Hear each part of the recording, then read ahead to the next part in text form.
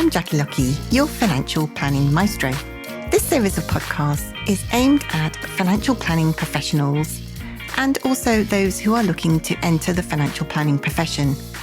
We will be talking during the podcast about all things Certified Financial Planner certification related, talking to other CFPs around the world, and also we will be dropping in on some new entrants who've just entered the financial planning profession, and we'll be checking up along the way on a regular basis with them to see how they're getting on. I hope you enjoy today's podcast.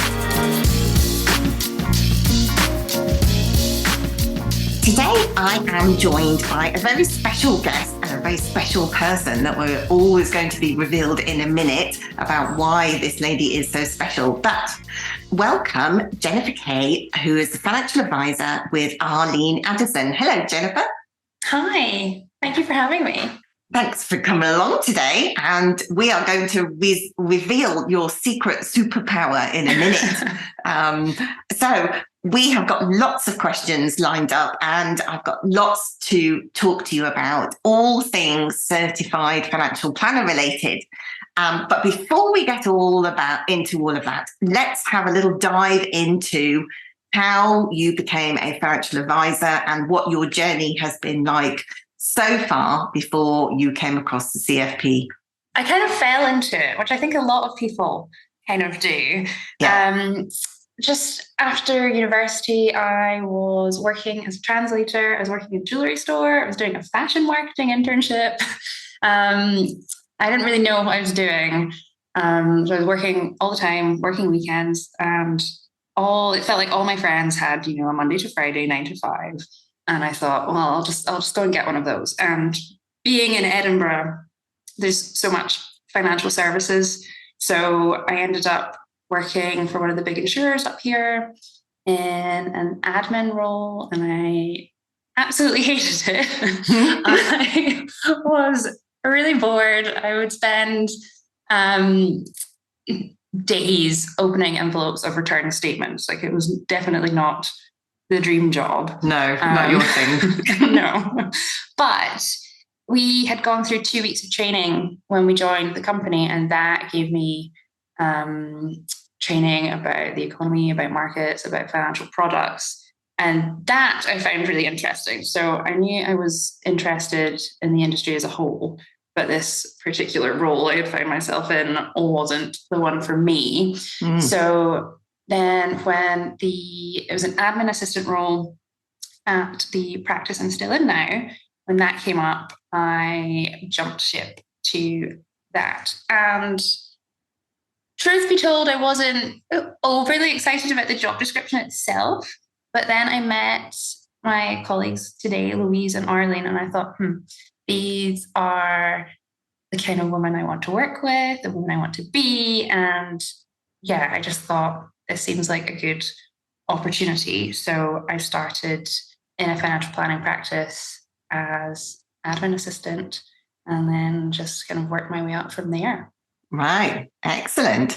And it's really interesting, actually. You said that lots of people fall into financial planning and financial advice business. And I think probably 80% of people listening will be nodding their heads merrily, because I think I've rarely come across, I think there's a couple of people I've come across in the last few years who have said, they always wanted to be a financial advisor of some description. But by vast majority of people definitely have fallen into it from all sorts of professions with all sorts of degrees. So, and I guess one of the advantages is having a degree is to go through that discipline, isn't it, of studying and, kind of presenting your case and arguing your case.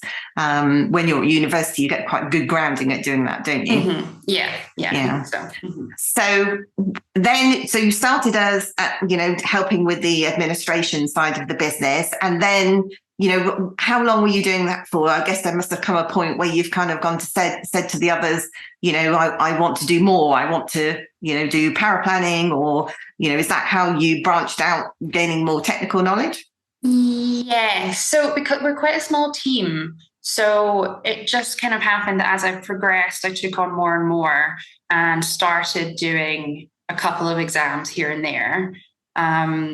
So yes, did end up doing power planning, bit of assistant managing, and then eventually felt like I'd got, to the top of, not to the top of power planning because it's very complicated, but I wanted a new challenge. And then that's when I decided to go through the academy program and train to advise. Yeah.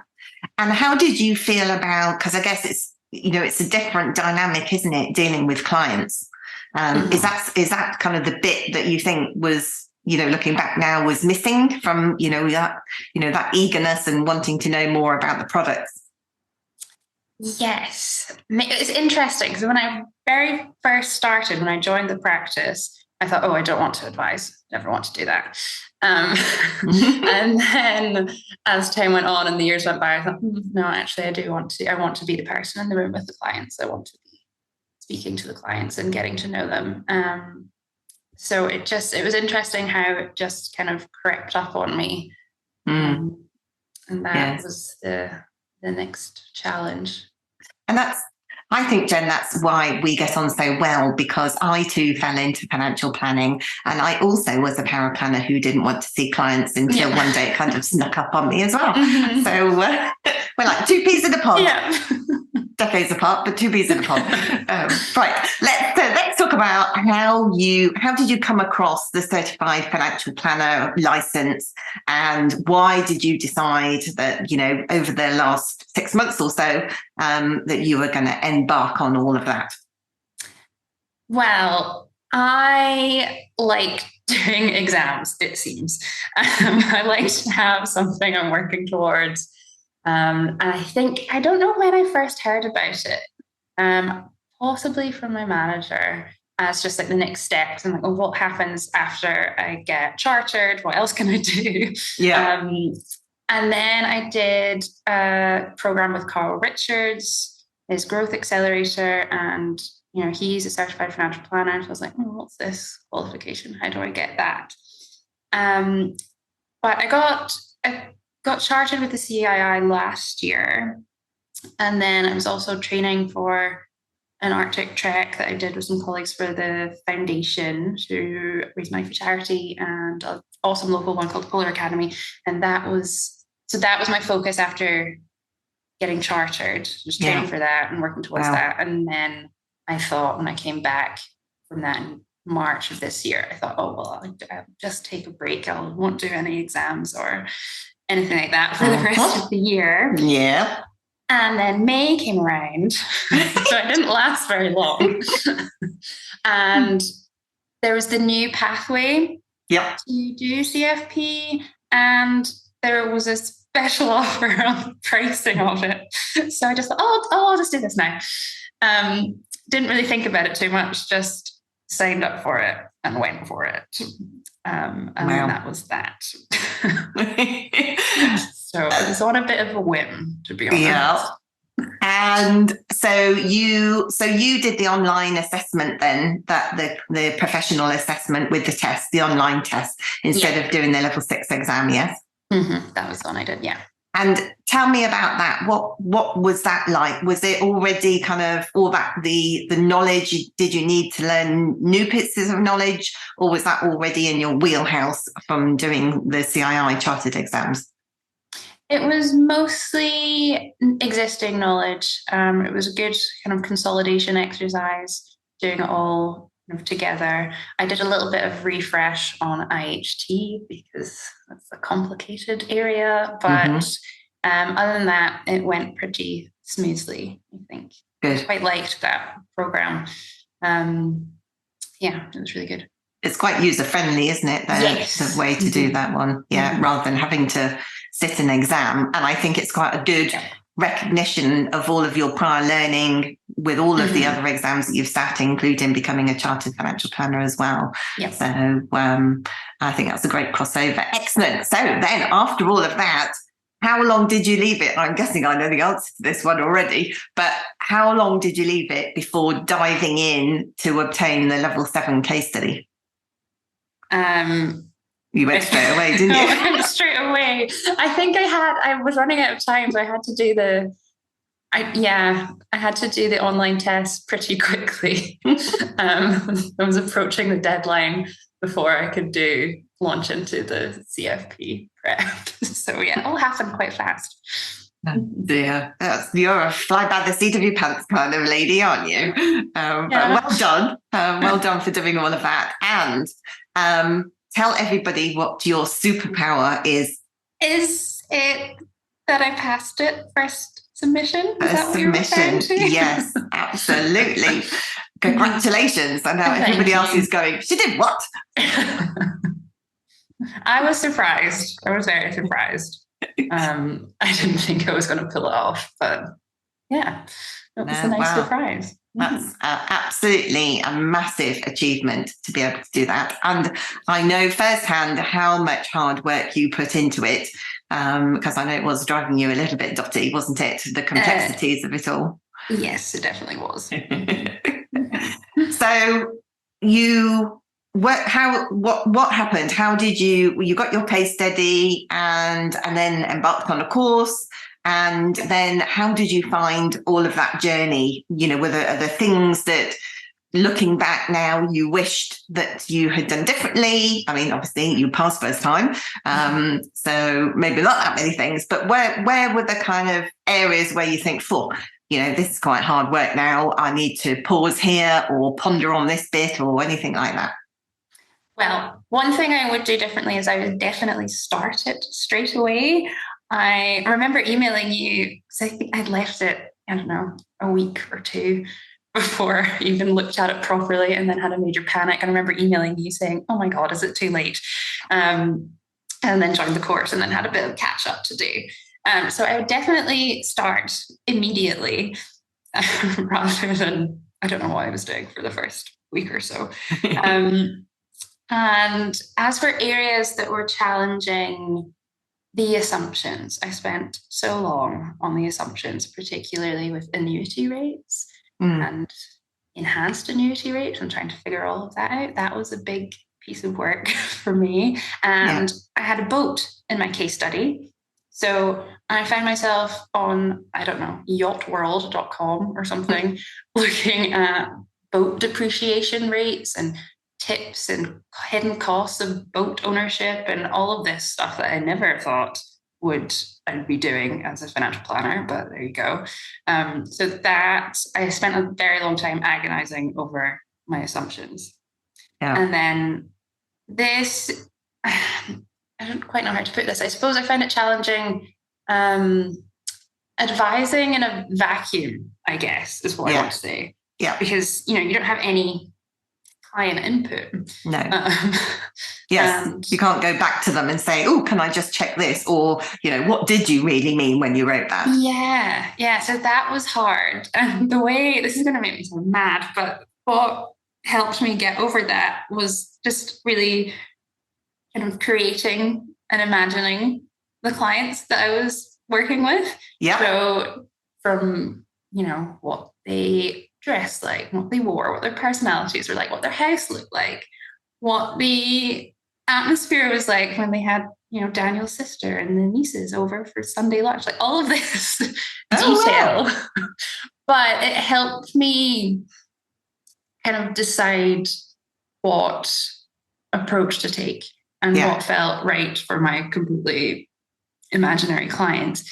Because, you could do X in order to achieve Y, but you could also do this other way, and you give the same case study to a dozen different financial planners, you'll get a dozen different plans back. Yeah. So actually coming to decisions about what route to take was quite difficult. And the way I got around that was just kind of creating these personas in my head to make it feel a little bit more real, I suppose. Yeah.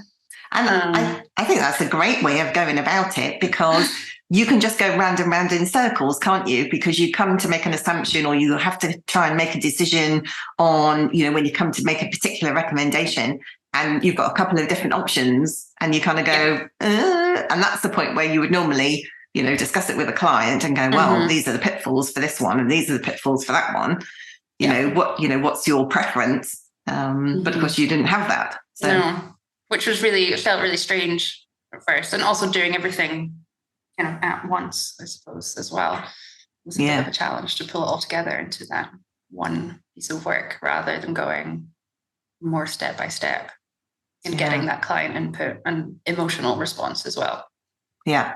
Yeah. And it's funny, isn't it? Because the lack of interaction, did it kind of make you challenge what if the clients were there, in your head, what you wanted to ask them? Are those the kind of questions that you were asking real clients, real people up until that point? Yeah. Yeah, I think so. Mm-hmm. Yeah. It's interesting, isn't it? Yeah. And so how I know that you've spent a huge amount of time on your case study, but do you give our listeners a feel of roughly how many hours it might have taken you, do you think? Yep. I was having a think about this earlier and looking at my diary. And July, I scheduled myself one Sunday off and was pretty much, it took over my life completely, I would say. Yes. And I think maybe, and in the last couple of weeks, I was working every single hour under the sun that I had available to get it finished. I think I maybe spent about 200 hours on it altogether. Wow. Which is maybe a little bit overkill. I don't know. Well, I don't know about overkill because you passed on your very first submission. True. Yes. It was a lot. It was a lot. Yeah. And I think, certainly having our discussions along the way, you were looking at things in a great deal of detail, so that once you'd thought through all of the different strategies or maybe some of the options, you could actually make a decision and then move on. So did you find it, although it was a huge amount of time, that you didn't need to go back and revisit everything again? Or were you towards the end did you question yourself and kind of go back and revisit things round and round? Or was it a case of going, right, no, I know that I've done that. I know that I'm happy with that. Let's just get on with the next bit, or let's just finish it? No, I revisited and revisited and revisited and right up. And I did exactly what you told me not to do, which was to change an element of my spreadsheet right towards the end. So, I was tweaking and perfecting and finalizing all my numbers right up until the end. Up to the 11th hour. Yes. Yep. Which is not the way to do things. No. There were certain decisions that I made and that subsequently I was just second guessing myself, but they were way too embedded into the plan for me to be able to change those. But there were certain things, I can't remember what they were now, but I remember making one fairly significant change and I was like, oh God, I'm going to have to change everything now. So was it a case that you went through the plan, you created your plan, and then when you looked back at the whole thing together in one piece, you kind of thought, oh, no, actually, I need to change that bit? Yeah. It was when I was looking at it all together. I thought, this doesn't quite work as well as I would like it to. Yeah. And I think sometimes it's those, and the reason why the level 7 case study is level 7, it's the unintended consequences, I think, when you give a piece of advice. Sometimes you don't always think about all of the ramifications right through to the end of the road. So that then when you overlap that with a second piece of advice, which obviously with the CFP, with the case study, it's kind of 4 big chunks of advice, isn't it? And then I think you think that if you're slightly more flexible at the start and you start making decisions, then you can kind of look back and go, oh, actually, I've gone down the wrong path on that. Maybe the second piece of advice should have done it a different way. Is that broadly what was happening? Yes. Yep. Yeah. I did suspect that might have been going on.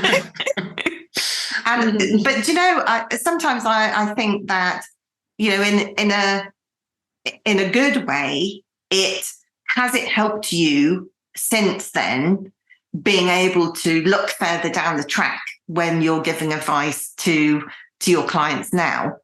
Do you think that it's enabled you to kind of have a gut feel that there are other obstacles or things that you would need to discuss with a client, perhaps than you would have done before passing? Yes, definitely. I think it has helped in a number of ways, just how I approach a client's position and looking ahead, how it might all come together, rather than kind of discrete pieces of advice. But I would say the biggest impact it's had on me is my confidence level. I think it's fundamentally changed how I view my skills and competency as an advisor, which is interesting because I thought that would happen when I reached chartered.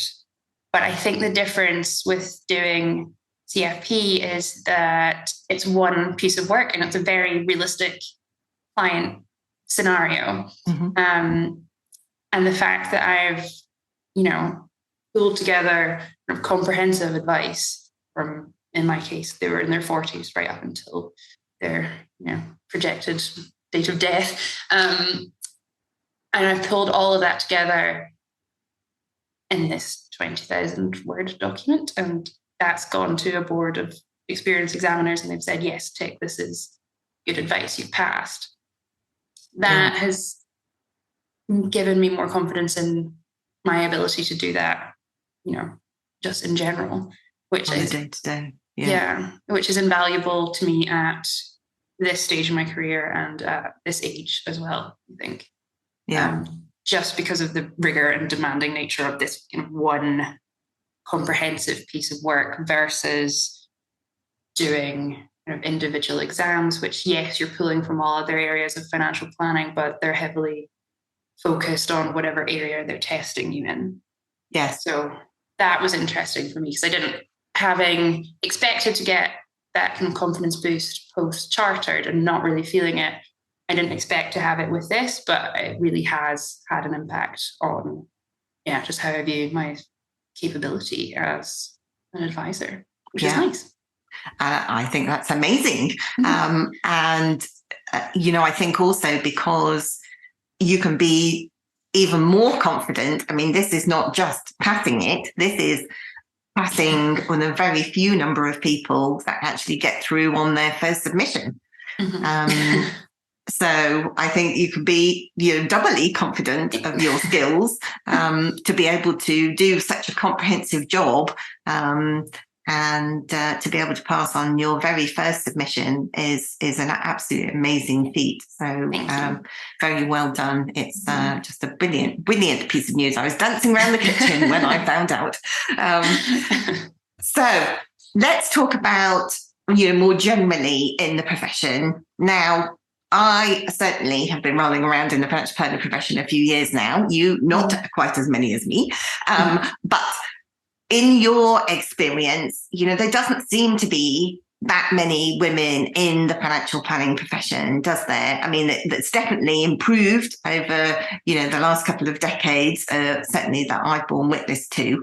What's been your experience getting into the profession, how you've been treated, and, have you found, lots of other women who are interested in joining the profession along the way? So I am quite lucky and I think have quite an unusual situation given the statistics for the wider industry. But the building where my practice is based, there's lots of other financial planning businesses within that building. And on the floor that I work on in particular, it's predominantly female-led businesses. And these are women that have been doing it for have 20 plus years in business. So I grew up professionally, surrounded by female financial advisors who also had predominantly women in their teams as well. So I never questioned whether or not this was a career for me as a woman, because I could see so many successful women advisors around me. So, and that's quite unusual, I think, knowing what the rest of the industry looks like. I mean, I think there's this 17% women, something like that. Yeah. Something really, really low. And I know from speaking to other young women who have been thinking about, maybe they're power planners or in administration within financial planning businesses, and they're thinking about qualifying, but they're working in a much more male-dominated environment, and they have kind of been questioning, is this a career for me? Because they just haven't had, it's the role model thing, I guess. You can see people like you doing something that you want to do. It makes it seem more achievable that you will be able to go through with it. Whereas I was very lucky in that I had plenty of role models around me to see their success.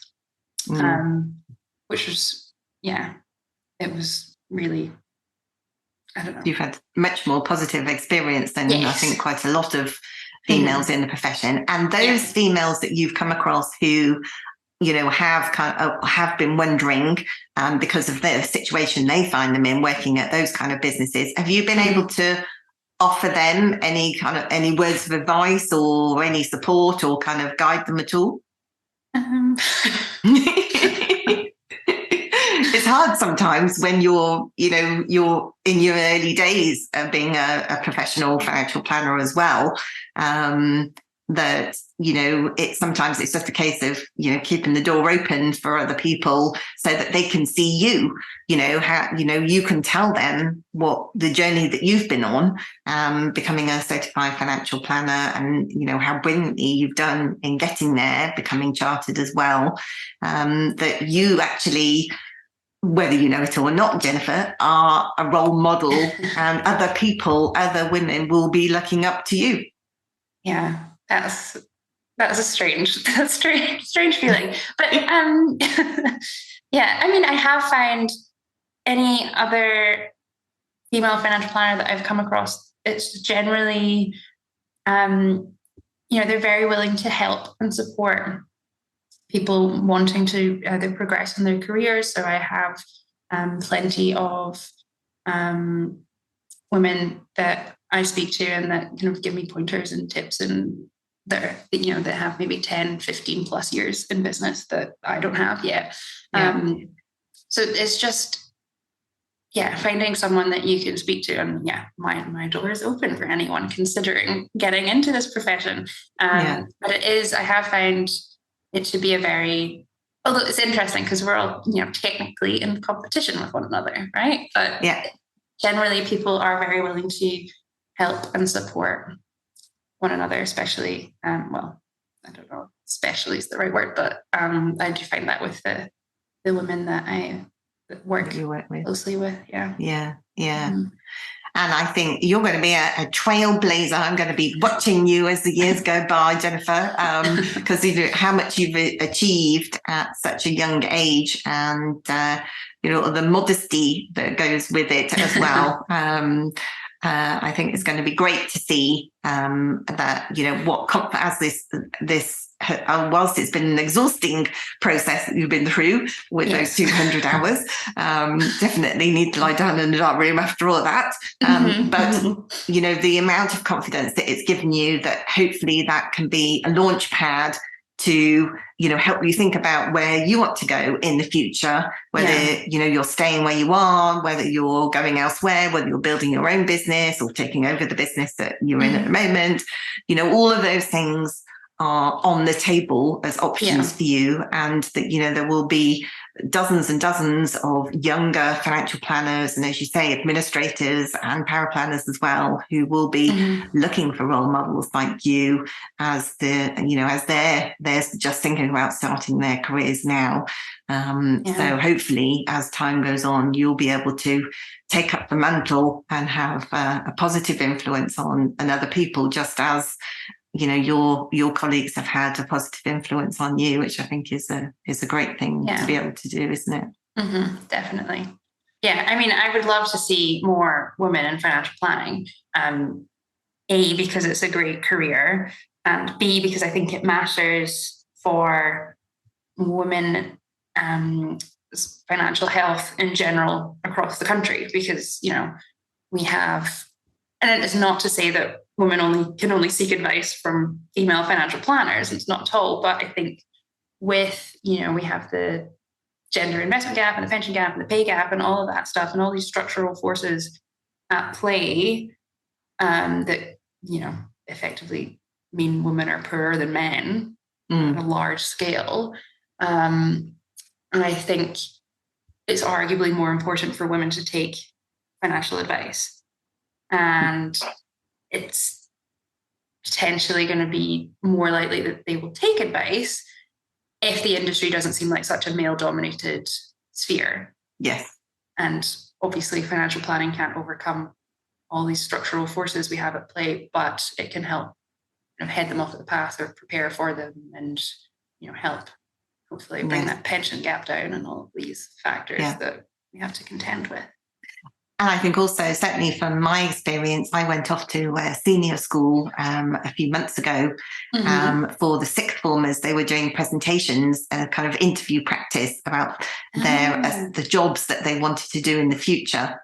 And it was quite interesting because I wanted to, they had them in groups of boys and groups of girls, and they put me with a group of girls. And I was like, I wanted to hear what the boys wanted to do, because one of them wanted to be a Lego designer and things like that. Wow. And I thought, that's an awesome job. Anyway, I can see why they put me in with the girls, but I kind of went with my pocket of hand grenades because they were saying, well, if I want to do this, one of them wanted to be a journalist and they wanted to be a financial advice journalist. Okay. Wow. And they said, well, I have to have a degree in journalism and then I have to have a master's in financial advice. Oh. Anyway, I sat at the back of the class and went, nope. And of course, the teacher fell off her seat. She wasn't most pleased with me. But, it was really interesting how a lot of the young girls, these sixth formers, not that young actually, but young compared to me, I have to say, that they actually were following in their own mother's footsteps. So if they had a very strong role model in their family, a female role model, that they were following that path as well. And that was a really interesting discussion about why, and then why are you doing? Obviously, you've got the kind of gumption to be able to get up and be counted, but is it your career, or are you kind of living your mum is living her career through you kind of thing, which was a really interesting conversation. But there are a lot of women who I came across at this secondary school who are very interested in finances and being, financial journalism and those sorts of things, which was really pleasing to see. So I think, people like you, as you're progressing through your career, you will get people who are much younger than you coming in behind you thinking, oh, well, who could I follow? Who could I follow on Instagram, for example? To be able to learn the ropes or learn, the kind of, because every job has good sides and downsides, doesn't it? And you kind of have to take the rough with the smooth if it's something that you're very passionate about, which I think you clearly are. So to answer me one controversial question before we finish, do you think that female financial advisors make better financial advisors than men? Oh, that is a controversial question. Oh my goodness.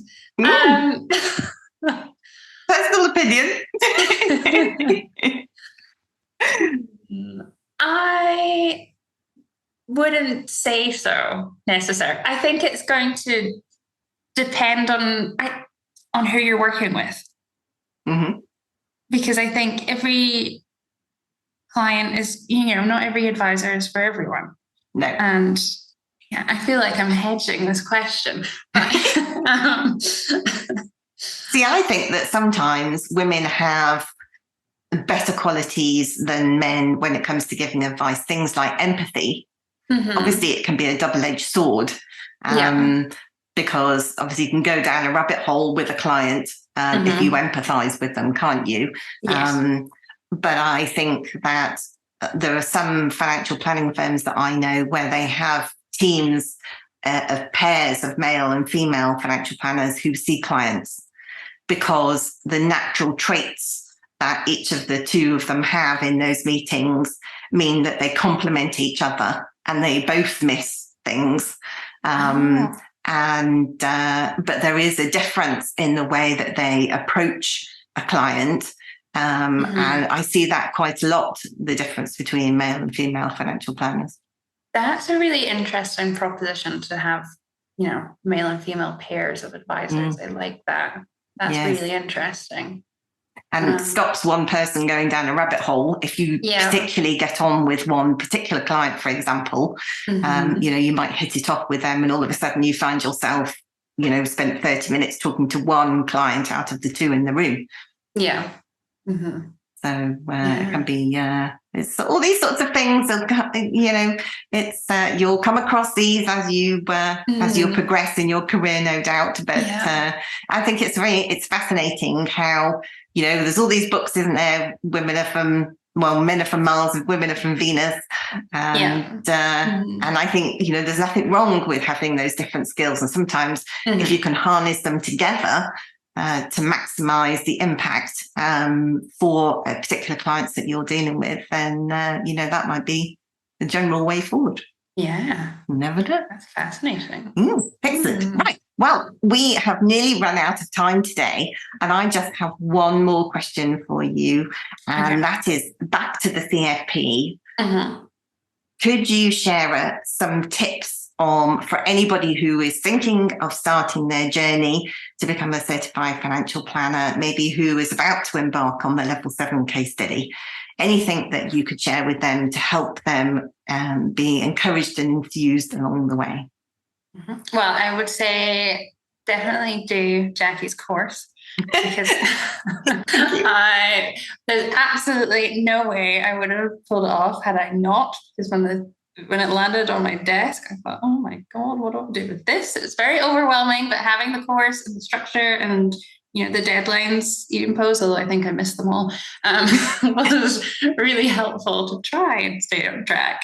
And start it immediately. Don't do what I did and wait a week or two, because I guess that's probably why I did that, actually, looking back. I got it, I looked at it, it was overwhelming. I thought I'll deal with that later. So start it immediately when you get it. And I would also say, because it is so demanding and it took so much time, to kind of mentally prepare in the few months prior. Like, if I could go back and do it again, I would not have done it on a whim. I think I would have spent the couple of months before taking extra good care of myself so that I was in peak condition, really, because it's kind of like doing a marathon. Quite draining, isn't it? So I mean, I don't want to put people off, but because it has been immensely valuable. And even I thought, as I was doing it, even if I don't pass this is a valuable exercise and this will help me improve how I advise my clients. So it was worthwhile in numerous aspects. But I would kind of prepare for it, mentally, I suppose, so that I was super resilient at the outset. And looking back, I think I would also have been more strategic and prepared my business for it, because looking at, at the end of the year now, I can see the months on which I was studying for CFP, there was a little bit of a drop off in business inflows and my figures. So being a bit more strategic and preparing for that, just because my focus was pulled elsewhere. So I would spend a few months preparing for it as if you're undertaking a mammoth task, which it is, a very worthwhile one, but I would prepare better for it before I actually started it, and I would start it immediately. Yeah. Excellent. Well, I mean, you can't find just 200 hours at the drop of a hat in the space of 10 weeks, can you? No. Which is basically what you were doing. Something's got to give. So I think they're great tips. And thank you so much for joining me today, Jennifer. It's been great to talk to you and to talk about your superpower. I'm going to tell everybody about your superpower now. Thanks for sharing all of your tips and your journey along the way. It's been a real pleasure to talk to you today. Thank you so much. It's been fun. hope you enjoyed today's podcast. It's really interesting, isn't it, to listen to other people's points of view about different things, all relating to our wonderful financial planning profession. If you know anyone who might be interested in listening to any of these podcasts, please pass on our details to them. So that's it from me. Join me again next time when we'll be talking all things certified financial planner related, and also dropping in on our new entrants to the financial planning profession. Bye for now.